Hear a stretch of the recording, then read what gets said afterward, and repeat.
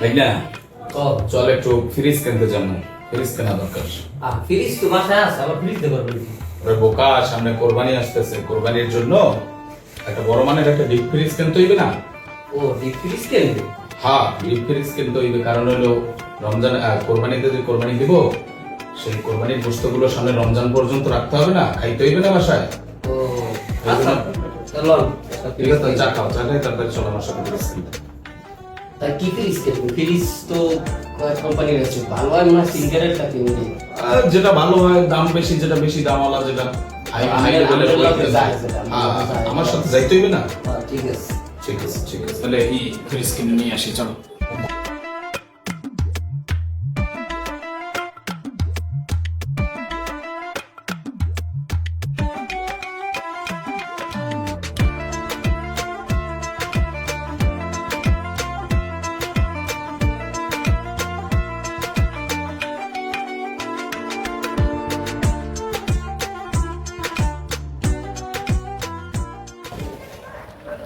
ভাইয়া আলামিন, গরু কোনটা যাওয়া লাগবে না? হ্যাঁ, গরু কিনতে তো যাওয়া লাগে, কোরবানি তো আর বেশি দিন নাই। চালু হয়, সময় নাই, 2-3 দিন বাকি আছে। গরু ওদিন যে পাই নাই, বড় একটা গরু কিনতে হইবে, ওই দিন বড় গরু পাই নাই, আজকে যে কোনাড়ে যাবেন, কোন ওই সরমনের আড়ে মনে হয় বড় গরু পাওয়া যায়, বড় গরু কেনা লাগবে। আর ওটা বরিশালের যে জায়গায় পাওয়া যায়, এই জায়গায় একদম ওই জায়গায় বড় গরুটা কিনে নিয়ে আবার বড় আসি, ঠিক গরু আছে? কিনবো। চলো রে, তোরা কি করো? আবার চল, গরু কিনতে যাবো, গরু আনতে হইবে না? আমি কি একলা আনতে পারবো? তোরা না থাকলে হইবে? এবার তো তুমি আডের এবার করো, বড় গরুটা কিনবো, ঠিক আছে? আর তোরা দেখাই দিবি কোনটা ভালো হয়, বুঝছো? গরু কিন্তু এই যে খারাপ না, দেখেন দিদি কি অবস্থা। কালা কোলা আছে। এই গরুর দাম কত? 4-3 লাখ টাকা চাইছি। 2.5 লাখ টাকায় দিতে পারবা? বারান যাইবে। না বাড়ান যাইবে না, গরিবের বিলাই দেবো তো, গরিবের বিলানের জন্য তো বাড়াই চাও, কম চাও। ঠিক আছে, এটা বাসায় দিয়ে আমার দাও। বাসা দিয়ে দে। বাবা কি হলো? এই তো বাবা মাটির কাজ, গরিব মানে আমরা কি করবো?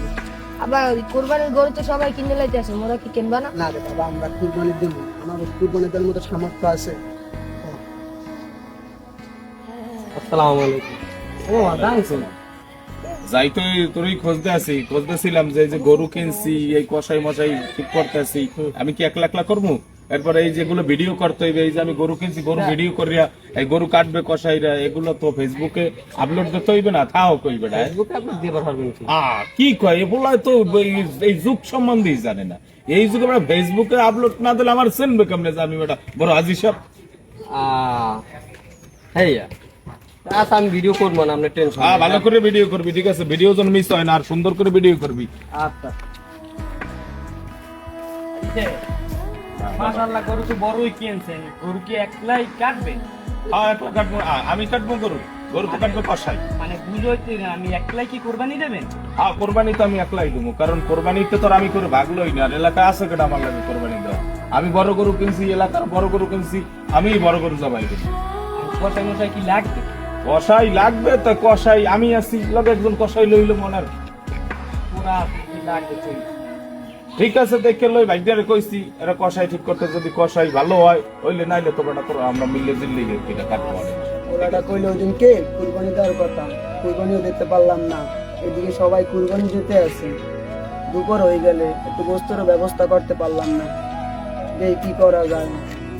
বাবা মায়ের তো কিছু রানতে আসে না, মোরা কি একটু গোস্ত খাইতে পারবো?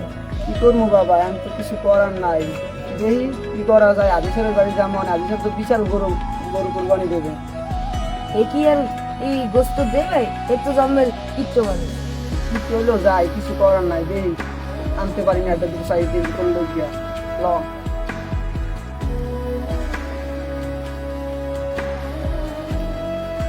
আসসালামু আলাইকুম আদি সাহেব।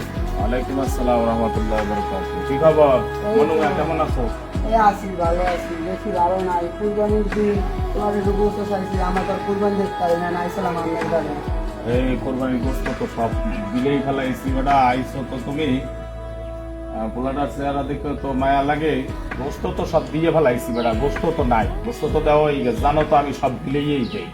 দেখেন একটু কোনো জায়গা পানি দুটো মানুষ লাগে পোলাটা লেগে পোলাটা একটু কান্নাকাটি করছে সকালে একটু দেখেন রান্নাঘাটি করে বেটা সব তো দিয়ে দিছি, রাখছিলাম রোজা পর্যন্ত, ঈদ পর্যন্ত খামো, এখন তোকে দেওয়াও লাগবে। দেখেন একটু পারেন আচ্ছা আমি দেখতেছি, দেই দিয়ে আমার ভাগ্যটাই গেলে কই। আলামিন ধরেন যাও যাও একটু নিয়ে পোলারে রাখতে পারে খাও। ঠিক আছে, দোয়া করে কইলো বেশি বেশি। আচ্ছা আব্বা দাঁড়াও দেখো বললাম না হিসেবে কত কিচ্ছু এই গোস্ত সব ফিরে ছুঁয়ে দিয়েছে সব আর আরে বাবা খাও যে দেশে শুধু তুই খাইতে পারো, তুই খেলে আমার আত্মাটা শান্তি হয়ে যাবে বাবা।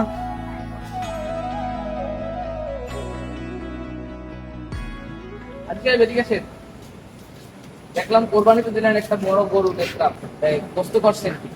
গোস্ত তো ফ্রিজেও রাখছি আর কিছু তো বিলাইছি, বিলান লাগে না, আমি হাজির সব মানুষ। দিদিতে রাখলে তো কষ্ট হবে না, কষ্ট তো দিলেই দেওয়া লাগবে সকল। আর নাইনাতুর আছে, এরা বিদেশে আছে, এরা আইবে না, রমজান পর্যন্ত রাখতে হবে না, খাইতে হবে না। এরকম তো নিয়ম নেই হাত সাহেব, কোরবানির কি সব কষ্ট সবাইকে বিলিয়ে দেওয়ার নিয়ম। এরকম করলে তো কোরবানি হবে না। কোরবানি আপনার কোরবানিতে এটা লোক দেখানো কোরবানি হবে, এটা আপনার আল্লাহর কাছে কবুল হবে না। ঠিক কথা বলছেন, কিন্তু আসলে কোরবানি দিয়ে যদি মানুষের না দেখে তাহলে আমি যে হাজি মানুষ এটা কিভাবে মানুষ বলবে? এটা তো আর কোরবানি না, আর লোক দেখানোর জন্য কোরবানি সেটা কোরবানি না। আপনার আল্লাহর জন্য কোরবানি করতে হবে, যদি সেটা পারেন তাহলে সেটা কোরবানি হবে। ঠিক আছে হুজুর, এবার ওয়াদা করলাম ইনশাল্লাহ বাসায় দিয়ে সকলকে গোস্ত বিলিয়ে দিই। চেষ্টা করবেন হাজি সাহেব। আসলে মামা দাঁড়ান, ইমাম সাহেব যে কথাটা বলছে কথাটা কিন্তু খারাপ বলেছে। আর বেটা ইমাম মাজুমরা তো কথা বলবে, ইমাম মাজুমরা বললেই কি গোস্ত বিলিয়ে দেওয়া লাগবে বেটা? না আসলে মামা কোরবানি তো আসলে মানে গোস্ত রাইখা দেওয়া, কোরবানিতে গোস্ত আর এক কোরবানি পর্যন্ত খাওয়া, আসলে এটা কোরবানি না। কোরবানি তো আসলে হয়েছে ত্যাগ করা, ত্যাগ স্বীকার করা, এটাই কোরবানি। ত্যাগ করলাম না, কতগুলো টাকা খরচ করে ফ্রিজ কিনলাম, হ্যাঁ এরপরে তোর কত বড় একটা গরু কিনলাম, এটা ত্যাগ করলাম না? এটা খাওয়ার জন্যই কিনছি, একজনের বিলিয়ে দিলেও খাইবে, আমি খাইলেও খাম। তো এটা হচ্ছে কি দেখেন, যদি মানে কোরবানি হাজার হাজার লাখ লাখ টাকা দিয়ে গরু কিনেই যদি কোরবানি দেওয়াটা আসলে ত্যাগ করা হইতো, তাইলে হযরত ইব্রাহিম আলাইহিস সালাম তার ছেলেকে কোরবানি দেওয়ার জন্য প্রস্তুত করতো না।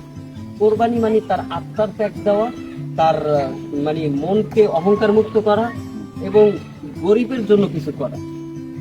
আর আমাদের আসলে কিছু করণীয় উচিত, যে করণীয় কাজটা হয়েছে, যারা গোস্ত টোকাইতেও যাইতে পারে না এবং গোস্ত মানে কিনে এনেও খাইতে পারে না এবং কোরবানি দিতে পারে না, ঈদের জন্য আমরা কিছু করি, এটা আসলে উচিত। কারণ আসলে কোরবানি তো আসলে এইটাই কোরবানি বলে যে আল্লাহ তাআলা মানুষের জন্য করব, আল্লাহ তাআলা এটাকে কবুল করবে।